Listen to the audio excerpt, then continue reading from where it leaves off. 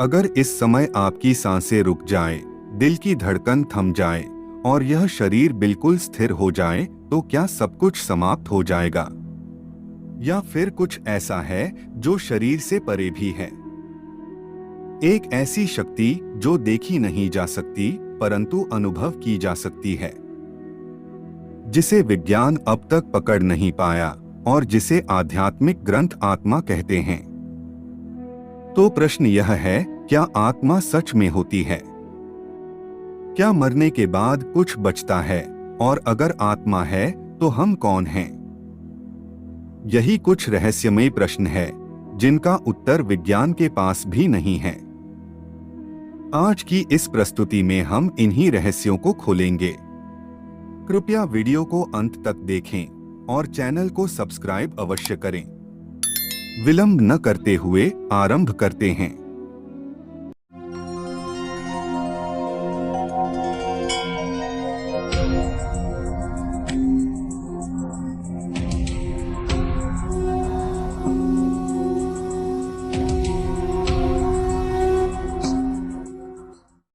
यह सन 1987 की बात है।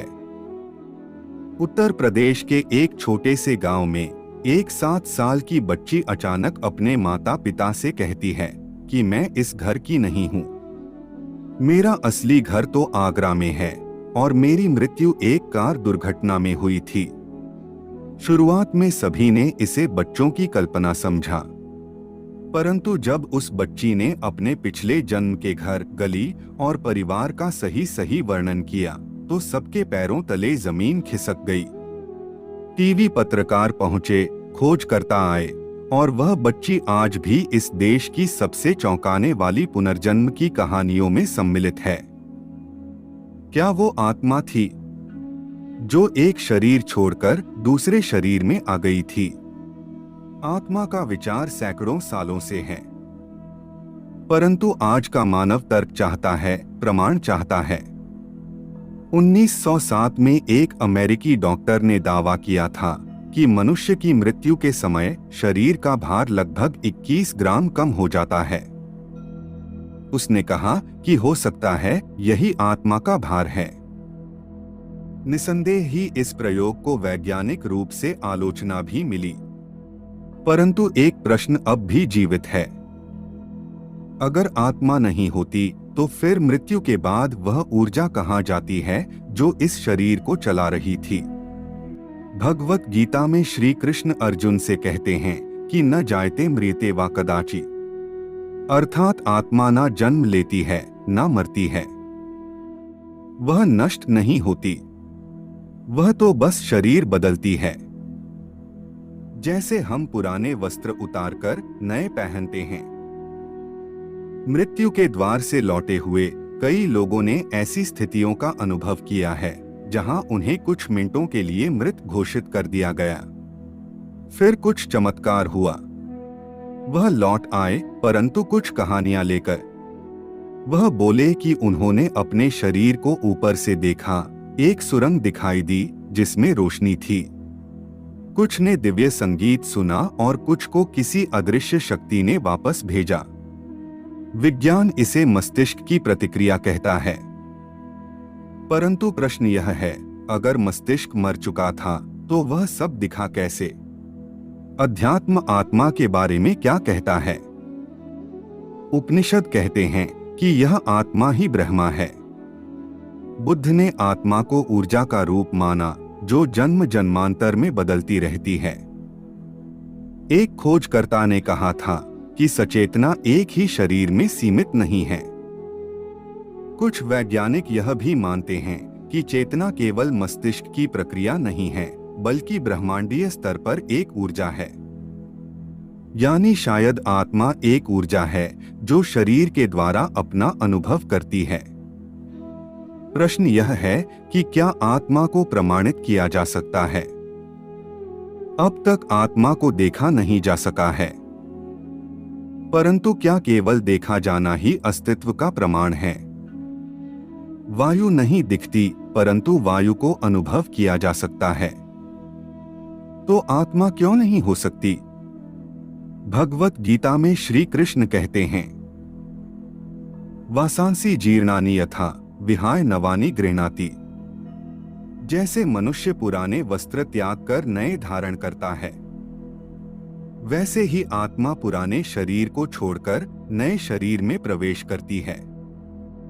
परंतु क्या यह केवल धार्मिक विश्वास है या इसके पीछे कुछ ठोस प्रमाण भी हैं? देश ही नहीं, दुनिया भर में ऐसी बहुत सी घटनाएं सामने आई हैं जिससे यह प्रमाणित होता है कि आत्मा का पुनर्जन्म होता है। भारतीय दर्शन के अनुसार आत्मा एक निरंतर यात्रा में है। हर जीवन में उसे कुछ सीखना है, अनुभव करना है, कर्मों को पूरा करना है। जब तक आत्मा पूर्ण नहीं होती, वह जन्म लेती रहती है। जन्म मृत्यु पुनर्जन्म एक चक्र है जो तब तक चलता है जब तक आत्मा मोक्ष प्राप्त नहीं कर लेती। क्या पुनर्जन्म का अनुभव हम भी कर सकते हैं? कुछ लोग ऐसे भी हैं जिन्होंने ध्यान और समाधि के माध्यम से अपने पिछले जन्म के दृश्य देखे हैं। कुछ लोगों ने देखा कि वे कभी सैनिक थे, कभी किसान, कभी विदेशी सभ्यताओं में रहते थे। क्या यह मन का भ्रम है या आत्मा की गहराइयों से उठती सच्चाई? अगर आत्मा लौटती है तो हम कौन हैं? अब प्रश्न यह है, अगर यह शरीर अस्थायी है और आत्मा बार बार जन्म लेती है, तो क्या मैं केवल एक नाम हूं या कोई बहुत पुरानी यात्रा पर निकली आत्मा?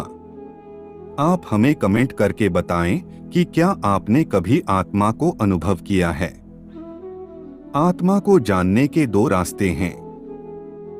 एक बाहरी मार्ग जिसमें विज्ञान, तर्क, पुनर्जन्म की कहानियां, और दूसरा भीतरी मार्ग जहां कोई आवाज नहीं, कोई विचार नहीं, सिर्फ मौन है। उस मौन में कई महर्षियों, योगियों और साधकों ने आत्मा को देखा है और अनुभव किया है। ध्यान आत्मा से जुड़ने का पहला माध्यम है।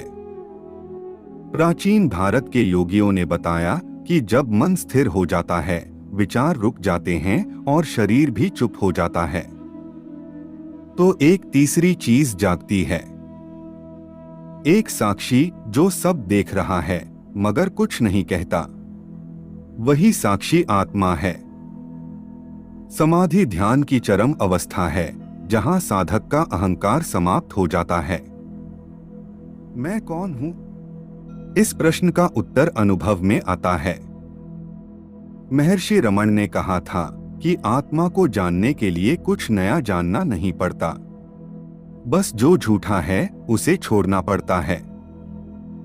तब जो बचता है वही आत्मा है। एक संत ने बताया कि समाधि में उन्होंने अपने शरीर को बाहर से देखा। उनके पास शब्द नहीं थे उस शांति को बताने के लिए। वे कहते हैं कि मैं शरीर नहीं था, मैं केवल था एक उपस्थिति, एक चेतना। एक युवा साधक ने कहा कि गहरी ध्यान अवस्था में उन्होंने अपने पिछले कर्म देखे। जैसे किसी चलचित्र की तरह वे रोने लगे, क्योंकि समझ गए कि आत्मा की यात्रा कितनी पुरानी और गहरी है। ध्यान में आत्मा केवल एक ऊर्जा नहीं, बल्कि प्रश्नों का उत्तर देने वाली एक सत्ता बनकर सामने आती है। हर कर्म, हर विचार और हर भावना आत्मा में जमा होती है। जब आप भीतर जाते हैं तो वही जमा हुई सामग्री खुलती है। कुछ को डर लगता है, कुछ को मुक्ति मिलती है। क्या हम भी आत्मा का अनुभव कर सकते हैं? जवाब है हाँ, परंतु इसके लिए मन को शांत करना पड़ता है। लोभ, भय और द्वेष, इनसे मुक्त होना पड़ता है और खुद से एक सीधा प्रश्न पूछना पड़ता है, मैं कौन हूं? अगर शरीर नहीं तो फिर क्या? ध्यान, प्राणायाम और मौन यह आत्मा के द्वार तक पहुंचाने वाले उपकरण हैं। और जो वहां पहुंचता है उसके लिए मृत्यु डर नहीं, केवल एक बदलाव है। मृत्यु के बाद जीवन है, जन्म के बाद मृत्यु है, और आत्मा इन दोनों के बीच एक पुल की तरह है। पर क्या यह चक्र अनंत है या कहीं कोई गंतव्य स्थान है जहां आत्मा को विश्राम मिलता है। हर जन्म में आत्मा कुछ सीखती है। वह कुछ न कुछ कर्म करती है, अच्छे या बुरे, और उन्हीं के अनुसार उसका अगला जन्म तय होता है। लेकिन एक प्रश्न सदैव उठता है कि अगर आत्मा शुद्ध है तो उसे जन्म क्यों लेना पड़ता है? इसका उत्तर है कर्मों का बोझ। जब तक कर्म अधूरे हैं, आत्मा फिर लौटती है। जैसे कोई छात्र बार बार परीक्षा में फेल हो रहा हो। जब तक पास नहीं होगा, कक्षा नहीं छोड़ेगा। मोक्ष आत्मा की अंतिम मुक्ति है। मोक्ष का अर्थ है आत्मा का संसार के चक्र से मुक्त हो जाना। कोई पुनर्जन्म नहीं, कोई बंधन नहीं, कोई दुख, मोह और भय नहीं। केवल शुद्ध चेतना, शांत, स्वतंत्र, पूर्ण। उपनिषद कहते हैं मोक्ष ना कहीं जाना है, ना कुछ पाना है। बस यह जानना है कि मैं कभी बंधा ही नहीं था। क्या हम मोक्ष पा सकते हैं? हाँ, हर आत्मा के भीतर वह दिव्यता है जो मोक्ष प्राप्त कर सकती है। परंतु इसके लिए अहंकार छोड़ना पड़ता है, मोह और भय को पीछे छोड़ना पड़ता है और एक लंबी, शांत, धैर्यपूर्ण साधना करनी पड़ती है। मोक्ष कोई स्थान नहीं, एक स्थिति है। एक प्रश्न आपको भीतर से पुकारेगा, क्या मैं सिर्फ शरीर हूं, या मैं भी वही चेतना हूं जो जन्मों जन्मों से चल रही है? अगर उत्तर खोजने का साहस है तो समझ लीजिए आत्मा ने आपको जगा दिया है। आत्मा अमर है, आत्मा शुद्ध है, आत्मा चैतन्य है, और जब वह जान लेती है कि वह कौन है, तब वह मुक्त हो जाती है। यही मोक्ष है। अगर आपको यह वीडियो पसंद आई हो तो लाइक करें, कमेंट करें और चैनल को सब्सक्राइब जरूर करें। मिलते हैं एक और ज्ञानवर्धक वीडियो के साथ। तब तक के लिए जय जय श्री राम।